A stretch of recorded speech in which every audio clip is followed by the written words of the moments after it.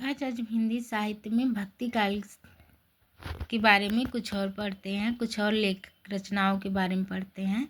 तो वीडियो शुरू करते हैं। अग्रदास 1526 ईस्वी के लगभग विद्यमान थे। इनकी भाषा ब्रज भाषा है और ये रसिक संप्रदाय के प्रवर्तक थे।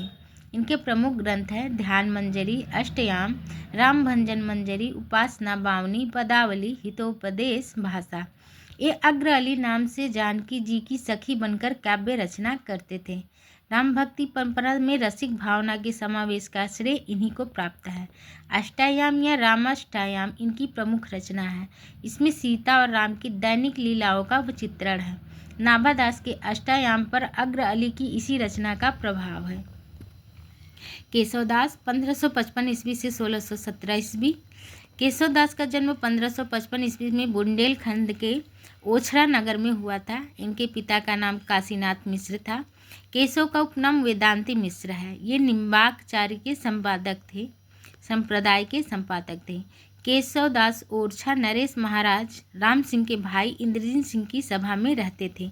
इनके द्वारा लिखे गए 7 ग्रंथ मिलते हैं। वो हैं रसिक प्रिया 1551 ईस्वी, कवि प्रिया 1601 ईस्वी, रामचंद्रिका 1601 ईस्वी, रतन बावनी 1607 ईस्वी, वीरदेव चरित 1607 ईस्वी, विज्ञान गीता 1610 ईस्वी, जहांगीर जस चंद्रिका 1612 ईस्वी। उपयुक्त के अतिरिक्त 2 ग्रंथ और मिलते हैं, नक्सिक और चंद्रमाल। इनको शुक्ल जी अप्रमाणिक मानते हैं। केशवदास हिंदी के प्रथम आचार्य कवि माने जाते हैं। केशवदास भक्ति काल एवं रीति काल के संधि युग के कवि हैं। केशवदास के प्रबंध काव्य हैं रामचंद्रिका 1601, वीर सिंह देवचरित 1607, विज्ञान गीता 1610, रतन बावनी 1607, जहांगीर चंद्रिका 1612 ईस्वी। केशव द्वारा रचित रीति ग्रंथ है छंदमाला, इसमें छंदों का वर्णन है। रसिक प्रिया रसों का निरूपण किया गया है। कवि प्रिया अलंकारों का निरूपण है। केशवदास को वीर सिंह ने भी आश्रय प्रदान किया था।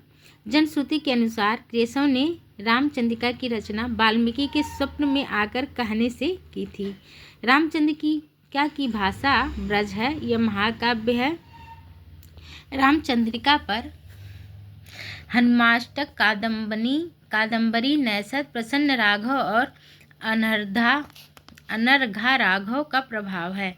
रामचंद्रिका 39 प्रकाशों यानी खंडों में विभक्त है। इसके खंडों को प्रकाश की संज्ञा दी गई है। किसने रामचंद्रिका को छंदों का अजायब घर माना है? तो डॉक्टर रामस्वरूप चतुर्वेदी ने। केशवदास ने विज्ञान गीता में प्रतीक शैली का प्रयोग किया है और आध्यात्मिक मुद्दों को इस विषय का विषय बनाया है। रामचंद्रिका की संवाद योजन रामचरितमानस से अच्छी मानी जाती है, क्योंकि केशव राजकवि थे। राज दरबार में होने वाले संवादों का उन्हें अच्छा ज्ञान था। केशवदास की प्रसिद्ध पंक्तियां हैं, भाखा भोली न जानिए जय कुल के दास, भाखा कवि को मति मत जय कुल केशवदास।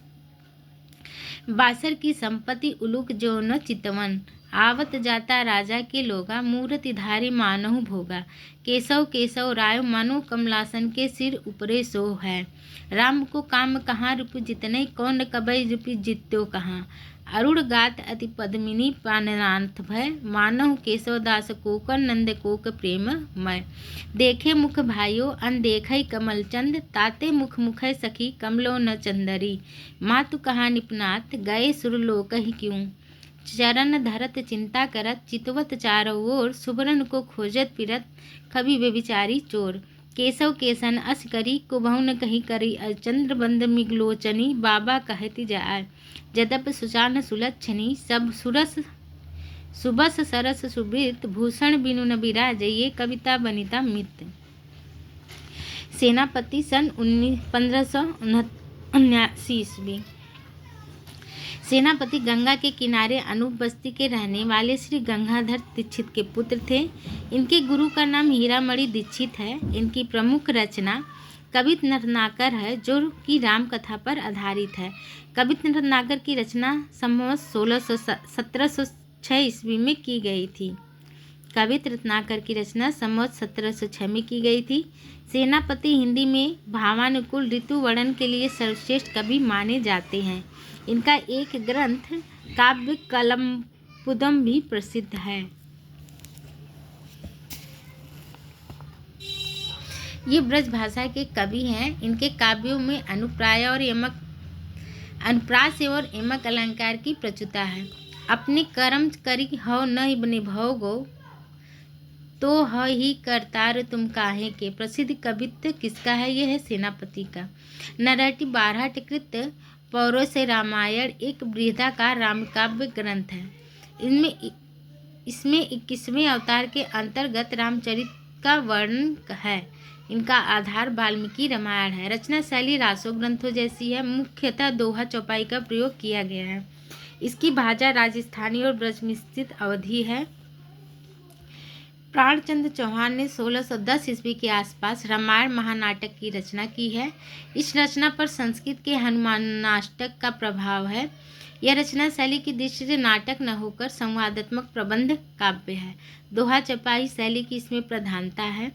हृदय राम पंजाब के रहने वाले थे। इनके पिता का नाम कृष्णदास था। इनकी प्रमुख रचना हनुमानाष्टक है। इनके प्रणयन की प्रेरणा इनसे हनुमान जी से मिली थी।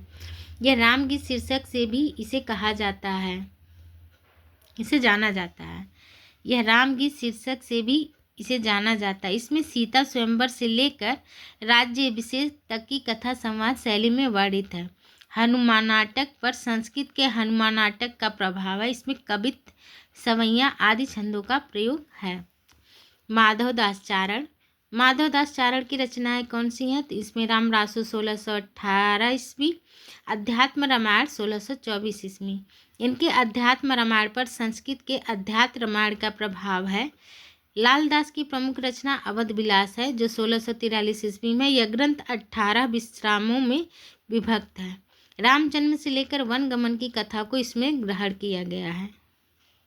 अवध विलास में रचना अवधी भाषा में और इसमें दोहा और चौपाई शैली का प्रयोग किया गया है।